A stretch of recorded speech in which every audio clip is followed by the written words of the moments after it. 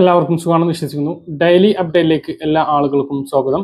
നാളെ മെയ് 4-ാം തീയതിയും തുടർന്നുള്ള ദിവസങ്ങളിലും നിങ്ങൾ ശ്രദ്ധിക്കേണ്ട വളരെ പ്രധാനപ്പെട്ട കാര്യങ്ങളാണ് ഈ ഒരു വീഡിയോയിൽ വ്യക്തമാക്കുന്നത്.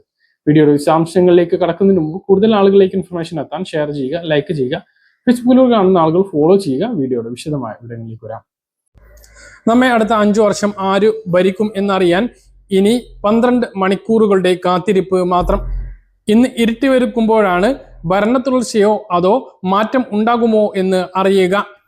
ഭരണ തുടർച്ചയെന്ന LDFന്റെ സ്വപ്നത്തിനും അധികാരം പിടിച്ചെടുക്കാമെന്നുള്ള UDFന്റെ പോരാട്ടത്തിനും അക്കൗണ്ട് തുറക്കാം എന്നുള്ള NDA തന്ത്രങ്ങൾക്കും എങ്ങനെ ജനം മാർക്ക് ഇടുന്നു എന്നുള്ളത് നാളെ അറിയാൻ കഴിയും. ഭരണ തുടർച്ചയുണ്ടാകും എന്ന് LDF പ്രതീക്ഷിക്കുമ്പോൾ ഭരണം ഉറപ്പിച്ചിരിക്കുകയാണ് കോൺഗ്രസും UDFും. നാളെ 4-ാം തീയതി റിസൾട്ട് അറിഞ്ഞ ശേഷം കോൺഗ്രസ് സ്ക്രീനിംഗ് കമ്മിറ്റി യോഗം 5-ാം തീയതി ചേരും. 6-ാം തീയതി ഘടകകക്ഷികളുടെ യോഗം ചേരും. 7-ാം തീയതി നേതാക്കൾ ഡൽഹിയിലേക്ക് പോവുകയും 8 മുതൽ 10 വരെയുള്ള തീയതികളിലായി കോൺഗ്രസ് മുഖ്യമന്ത്രിയെ പ്രഖ്യാപിക്കും എന്നുള്ളതാണ് ഇപ്പോൾ നമുക്ക് ലഭിക്കുന്ന വിവരങ്ങൾ. തുടർഭരണമാണ് എങ്കിൽ പിണറായി വിജയൻ തന്നെയാകും മുഖ്യമന്ത്രി. ഓരോ മണ്ഡലത്തിലും 14 റൗണ്ടുകളായിട്ടാണ് വോട്ട് എണ്ണിത്തീരുന്നത്. തെരഞ്ഞെടുപ്പ് ഫലം TV ചാനലുകളിലൂടെ പെട്ടെന്ന് അറിയാം എങ്കിലും ഓരോ മണ്ഡലത്തിലെയും ബൂത്ത് തല കണക്കുകൾ കൃത്യമായി അറിയുന്നതിന് വേണ്ടി വെബ്സൈറ്റുകളെയാണ് സമീപിക്കേണ്ടത്. result.eci.gov.in എന്ന തെരഞ്ഞെടുപ്പ് കമ്മീഷന്റെ വെബ്സൈറ്റിലൂടെയും വോട്ടർ ഹെൽപ്പ് ലൈൻ ആപ്പ് മുഖേനയും കൃത്യമായി ബൂത്ത് തല കണക്കുകൾ വരെ അറിയാനാകും. സംസ്ഥാന സർക്കാരിന്റെ PRD ലൈവ് ആപ്പ് വഴിയും ട്രെൻഡ് വെബ്സൈറ്റ് വഴിയും ഫലം അറിയാനാകും. ഓൺലൈൻ മാധ്യമങ്ങളിലെ വെബ്സൈറ്റുകളിലൂടെയും ആപ്പുകളിലൂടെയും ലൈവായി ബ്ലോഗുകൾ കൃത്യമായി ലഭിക്കുന്നതാണ്. ഈ ഒരു രീതിയിലൊക്കെയാണ് ഫലം കൃത്യമായിട്ട് അറിയാൻ സാധിക്കുന്നത്.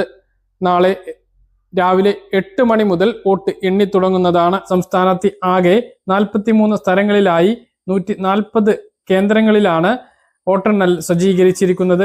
ഓരോ മണ്ഡലത്തിലും 5 ബൂത്തുകളിലെ വീതം VVPAT സ്ലിപ്പുകൾ നിർബന്ധമായും എണ്ണും. EVMലെ വോട്ടുകളും ബൂത്തിലെ പോൾ ചെയ്ത വോട്ടുകളും തമ്മിൽ വ്യത്യാസം ഉണ്ട് എന്ന് കണ്ടെത്തിയാൽ പ്രസ്തുത ബൂത്തിലെ VVPAT സ്ലിപ്പുകൾ എണ്ണി തിട്ടപ്പെടുത്തും. വോട്ടെണ്ണൽ പ്രക്രിയ സുഗമമായി നടത്തുന്നതിനായി ആകെ 15,465 ഉദ്യോഗസ്ഥരെയാണ് നിയോഗിച്ചിട്ടുള്ളത്. ആദ്യഘട്ടത്തിൽ പോസ്റ്റൽ ബാലറ്റുകളാണ് എണ്ണി തുടങ്ങുക. വോട്ടിംഗ് യന്ത്രങ്ങളിലെ വോട്ട് എണ്ണുന്നതിനായി ഓരോ കേന്ദ്രങ്ങളിലും പരമാവധി 14 കൗണ്ടർ ടേബിളുകൾ വീതമാണ് സജ്ജീകരിച്ചിട്ടുള്ളത്. ഒരു റൗണ്ടിൽ പരമാവധി 14 ബൂത്തുകളിലെ വോട്ടുകളാണ് എണ്ണുക. വോട്ടെണ്ണൽ ഹാളിൽ കർശനമായിട്ടുള്ള നിയന്ത്രണങ്ങളാണ് ഏർപ്പെടുത്തിയിട്ടുള്ളത്. ഏത് മുന്നണി ഇനി നമ്മളെ ഭരിക്കും, ആരായിരിക്കും ഇനി മുഖ്യമന്ത്രിയാകും എന്നുള്ളതൊക്കെയാണ് നിങ്ങൾ പ്രതീക്ഷിക്കുന്നത് എന്ന് താഴെയൊന്ന് കമൻ്റായിട്ട് അറിയിക്കാൻ മറക്കരുത്. ആര് വന്നാലും ക്ഷേമ പദ്ധതികൾ മുടങ്ങാതെ കിട്ടണം എന്നുള്ളതാണ് നമ്മുടെ ഏറ്റവും വലിയ ആഗ്രഹം. ക്ഷേമ പെൻഷൻ, സ്ത്രീ സുരക്ഷാ പെൻഷൻ, മറ്റ് ക്ഷേമ പദ്ധതികൾ, ആരോഗ്യ ഇൻഷുറൻസ് പോലുള്ളവ കൃത്യമായി ലഭിക്കും എന്ന പ്രതീക്ഷയോടുകൂടി ഫലത്തിനായി നമുക്ക് കാത്തിരിക്കാം. സംസ്ഥാനത്ത് നാളെയാണ് ഇലക്ഷൻ റിസൾട്ട് വരുന്നത്. ഇതിന് ശേഷം പുതിയ ഭരണസമിതി, അതിപ്പോൾ തുടർ ഭരണമായാലും മറ്റൊരു ഭരണമായാലും പുതിയൊരു ഭരണസമിതി ആയിരിക്കും നിലവിൽ വരിക. ഈ ഒരു സമയത്ത് വളരെയധികം ആശങ്കയിലാണ് പെൻഷൻ ഗുണഭോക്താക്കൾ. ഇതിൻ്റെ പ്രധാനപ്പെട്ട കാരണം സ്ത്രീ സുരക്ഷാ പെൻഷൻ ഏപ്രിൽ മാസത്തേത് മുടങ്ങിയതാണ്. ഇനി മെയ് മാസത്തിലാണ് സാമൂഹ്യ സുരക്ഷാ ക്ഷേമ പെൻഷൻ ലഭിക്കേണ്ടത്. അത് പോകുമോ എന്നുള്ള ആശങ്ക ഉണ്ട്. കെട്ടിട നിർമ്മാണ തൊഴിലാളി പെൻഷൻ 13 മാസത്തെ കുടിശ്ശികയും ഉണ്ട്. അപ്പോൾ ഇതെല്ലാം എങ്ങനെയാണ് ലഭിക്കുക എന്നുള്ളതാണ് ഏറ്റവും പ്രധാനമായിട്ടുള്ള സംശയം. ഇതിൽ ഇപ്പോൾ ആശങ്കപ്പെടേണ്ട സാഹചര്യം ഇല്ല എന്നുള്ളതാണ് ഏറ്റവും പ്രധാനപ്പെട്ട കാര്യം. സ്ത്രീ സുരക്ഷാ പെൻഷന്റെ കാര്യം അറിയില്ല, പക്ഷേ ക്ഷേമ പെൻഷൻ മുടങ്ങില്ല. ക്ഷേമ പെൻഷൻ മെയ് മാസത്തേത് വിതരണം ചെയ്യാൻ ആവശ്യമായിട്ടുള്ള ഉത്തരവ് നേരത്തെ ഇറക്കിയിരുന്നു. പുതിയ ഭരണസമിതി വന്ന് ആദ്യ മാസത്തെ പെൻഷൻ ആയതുകൊണ്ട് തന്നെ ഒരിക്കലും ക്ഷേമ പെൻഷൻ മുടക്കില്ല. 62 ലക്ഷം പെൻഷൻ ഗുണഭോക്താക്കളുടെ അക്കൗണ്ടുകളിലേക്ക് അത് കൃത്യമായിട്ട് തന്നെ ലഭിക്കുന്നതാണ്. 25 ലക്ഷം പേർക്കാണ് ബാങ്ക് അക്കൗണ്ടുകളിലേക്ക് തുക എത്തുന്നത്. ബാക്കിയുള്ള ആളുകൾക്ക് കയ്യിലേക്കും സർവീസ് സഹകരണ സംഘങ്ങൾ എത്തിച്ചു നൽകും. ഇങ്ങനെ 50 ലക്ഷത്തിലധികം ആളുകൾക്കാണ് സാമൂഹ്യ സുരക്ഷാ പെൻഷൻ ലഭിക്കുന്നത് എങ്കിൽ ബാക്കിയുള്ള ആളുകൾക്ക് വിവിധ ക്ഷേമ ബോർഡുകളിലെ പെൻഷനാണ് ലഭിക്കുന്നത്.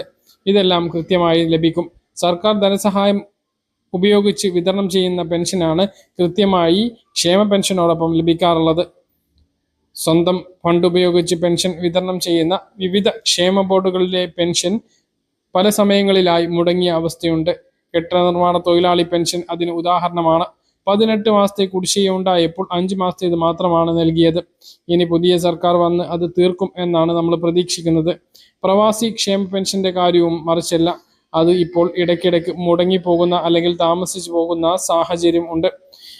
ഇതുപോലെ തന്നെ മറ്റു ക്ഷേമ ബോർഡ് പെൻഷനുകളുടെയും അവസ്ഥ ദയനീയമാണ്.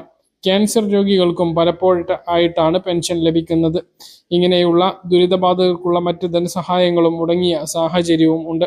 അതെല്ലാം പുതിയ ഭരണസമിതി വന്നാൽ കൃത്യമായിട്ട് ലഭിക്കും എന്നുള്ള പ്രതീക്ഷയാണ് ഇതോടൊപ്പം പങ്കുവെക്കുന്നത്. മറ്റൊരു പ്രധാനപ്പെട്ട അറിയിപ്പ്, 2026 ഏപ്രിൽ മാസത്തെ റേഷൻ വിതരണം 15-ാം തീയതി വരെ നീട്ടിയിട്ടുണ്ട്. 15-ാം തീയതി വെള്ളിയാഴ്ച വരെ ഇനി ഏപ്രിൽ മാസത്തെയും മെയ് മാസത്തെയും റേഷൻ ഒരുമിച്ച് വാങ്ങാവുന്നതാണ്. അത് കഴിഞ്ഞ് 16-ാം തീയതിയും 17-ാം തീയതിയും റേഷൻ കടകൾ അവധിയായിരിക്കും. അതിനുശേഷം പിന്നെ ഒരു മാസത്തെ റേഷൻ, അതായത് മെയ് മാസത്തെ റേഷൻ മാത്രമായിരിക്കും 30-ാം തീയതി വരെ ലഭിക്കുക. ഏപ്രിൽ 4-ാം തീയതി മുതൽ 2 മാസത്തെ റേഷൻ വിതരണം ആരംഭിച്ചതാണ്. മുമ്പ് റേഷൻ വാങ്ങിയിട്ടുള്ളവർ, അതായത് ഏപ്രിൽ മാസത്തിൽ 2 മാസത്തെയും റേഷൻ വാങ്ങിയിട്ടുള്ളവർക്ക് ഇനി മെയ് മാസത്തിൽ റേഷൻ ലഭിക്കുന്നതല്ല. പറഞ്ഞ കാര്യങ്ങൾ കൃത്യമായിട്ട് മനസ്സിലാണെന്ന് കരുതുന്നു. ഇതുപോലുള്ള ഇൻഫർമേഷനുകൾക്ക് ഫോളോ ചെയ്യുക, സബ്സ്ക്രൈബ് ചെയ്യുക. മറ്റൊരു വീഡിയോയുമായി നമുക്ക് വീണ്ടും കാണാം. ഇതുവരെ